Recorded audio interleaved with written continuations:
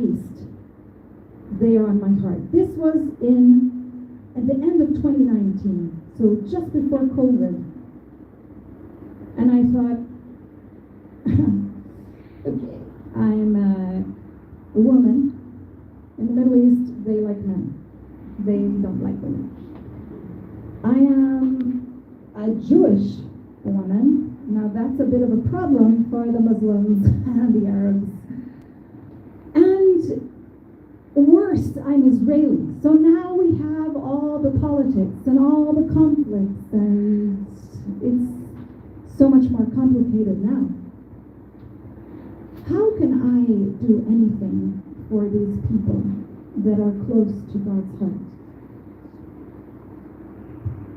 And I realized I have these songs. I have my worship.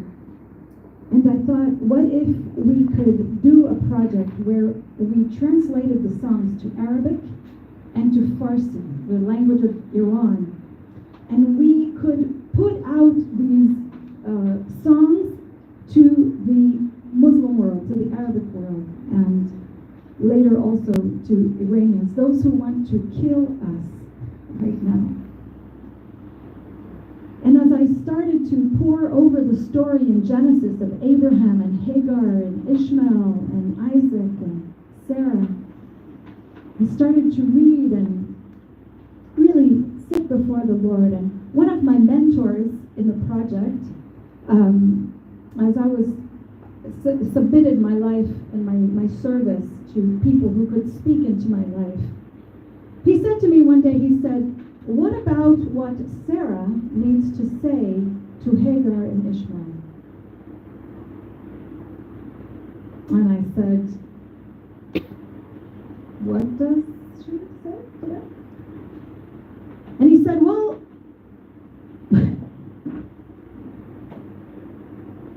maybe she needs to apologize to them. So I went home and I began to read my Bible, and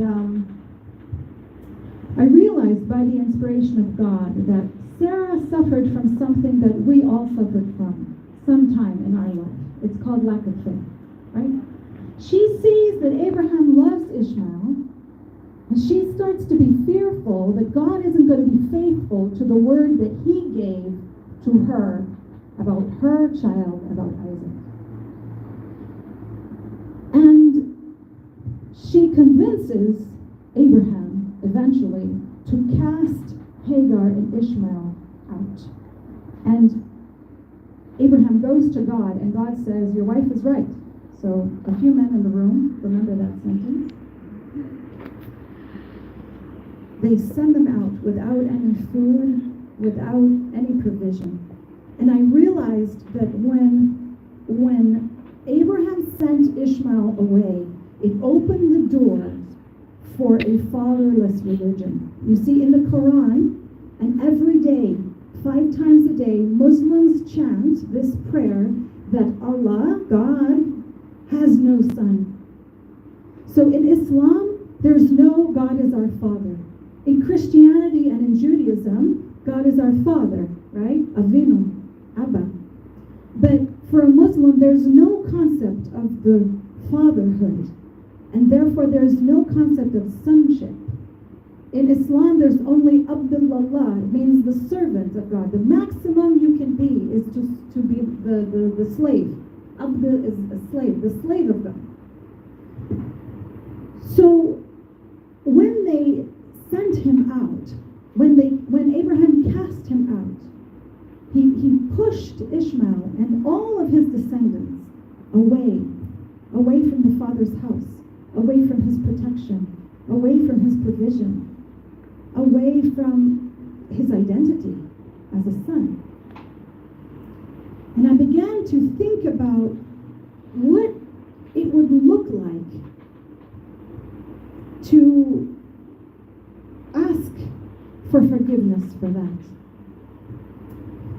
How could I say anything that would help or change a reality that we are living today in the ramifications thousands of years later for this same situation in that family?